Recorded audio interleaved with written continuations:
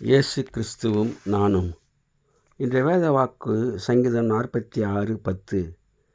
நீங்கள் அமர்ந்திருந்து நானே தேவன் என்று அறிந்து கொள்ளுங்கள். ஜாதிகளுக்குள்ளே உயர்ந்திருப்பேன், பூமியிலே உயர்ந்திருப்பேன். அன்பான சகோதர சகோதரிகளே, அமர்ந்திருத்தல் என்பது கர்த்தர் மேல் விசுவாசம் வைத்தால் பயங்கரமான போராட்டத்தினும் போதும் பயமின்றி கலக்கமின்றி இருப்பதே அமர்ந்திருப்பது. இது அமைதியாக இருப்பதை குறிக்கிறது என்று விளக்கம் தந்து, ஆலய ஆராதனைகளில் உற்சாகமாக கைத்தட்டுதல் போன்றவை கூடாது என்று கூறும் சிலர் உண்டு. இவைகளுக்கு பதிலாக சங்கீதம் 47:1 சகல ஜனங்களே கைக்குட்டி தேவனுக்கு முன்பாக கம்பீரமாய் ஆர்ப்பரியுங்கள் என்று சங்கீதக்காரன் சொல்லுகின்றான். பிரசங்கம், அறிவிப்புகள், ஜெபக்குறிப்பு தருதல், சாட்சி கூறுதல் போன்ற சமயங்களில் சபை மக்கள் அமைதியாக இருக்க வேண்டும்.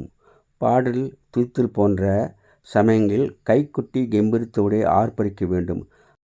அமைதியாக இருக்க வேண்டிய நேரத்தில் ஆர்ப்பரிக்கக்கூடாது. ஆர்ப்பரிக்க வேண்டிய நேரத்தில் அமைதியாக இருக்கக்கூடாது. கம்பீரமாக சத்தமாக ஆர்ப்பரியுங்கள் என்ற கட்டளை கொடுக்கப்பட்டுள்ளது. God bless you. Take care.